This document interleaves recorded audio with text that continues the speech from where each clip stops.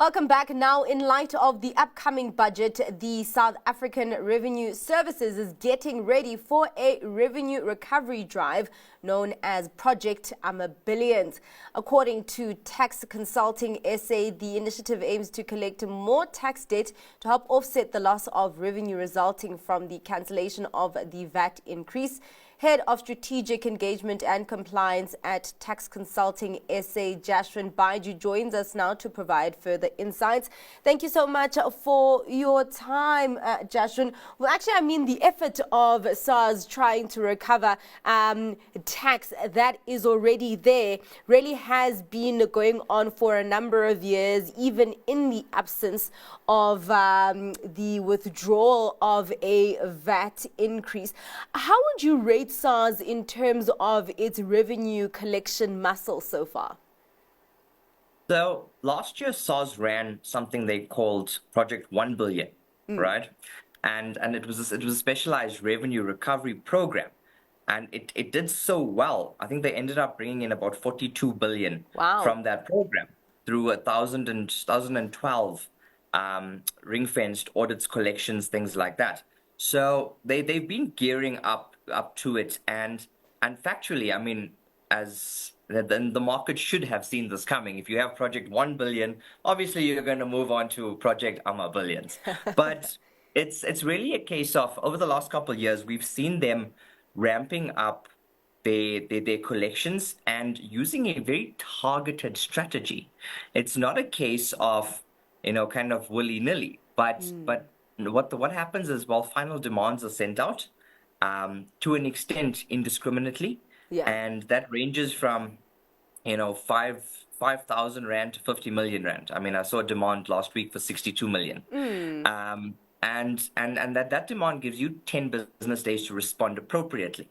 So they're giving the taxpayer that little bit of leeway. Now, historically, what would happen is, well, if you don't respond to the demand, you get a reminder, and then you hear nothing for a while, and then you get another one, and it's a process. Yes. But now that they've upgraded their systems and with their digital modernizations, they're able to better track it. So the moment it hits that 9th or 10th day, you're getting that direct email from SARS saying, well, listen, you didn't file a suspension, you didn't ask for a debt write-off, you didn't ask for a payment plan.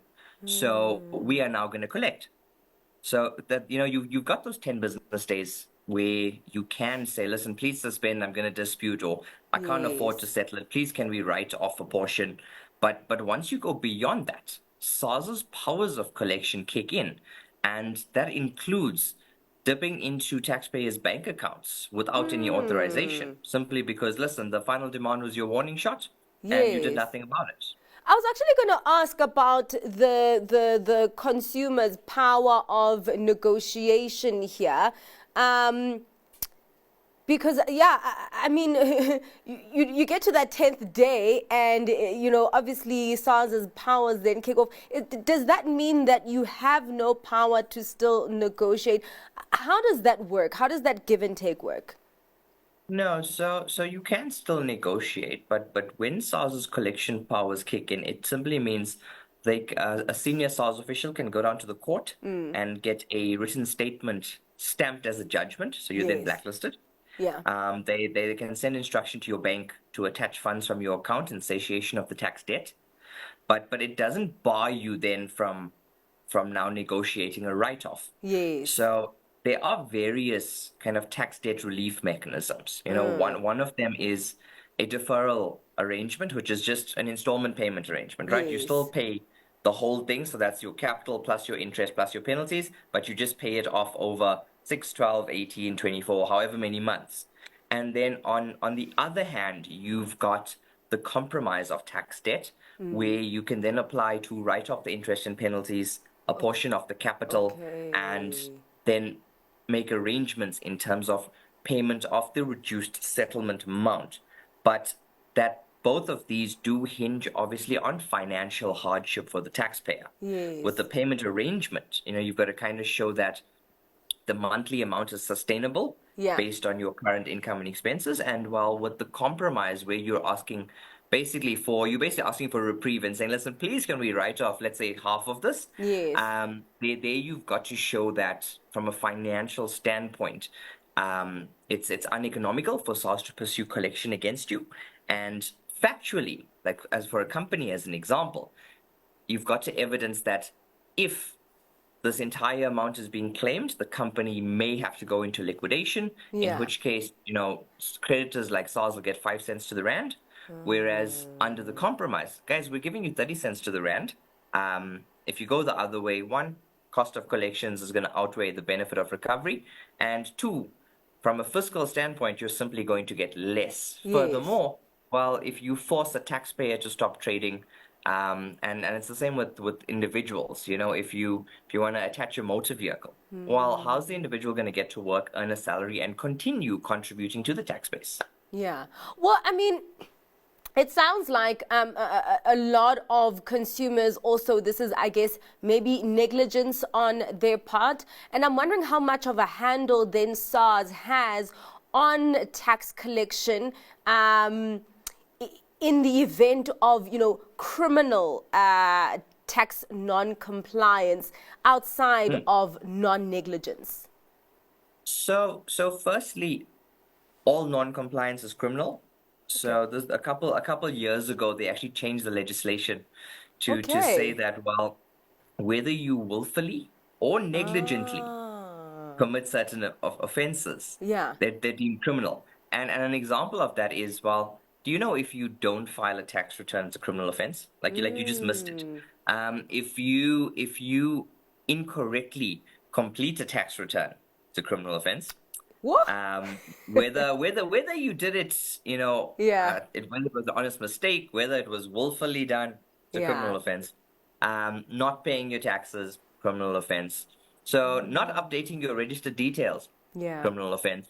So they've criminalized non-compliance to the point where anything can be deemed a criminal offense. And you've seen it probably in the last 2 years or so, where they are gunning hard on these criminal convictions, especially against big names and big brands.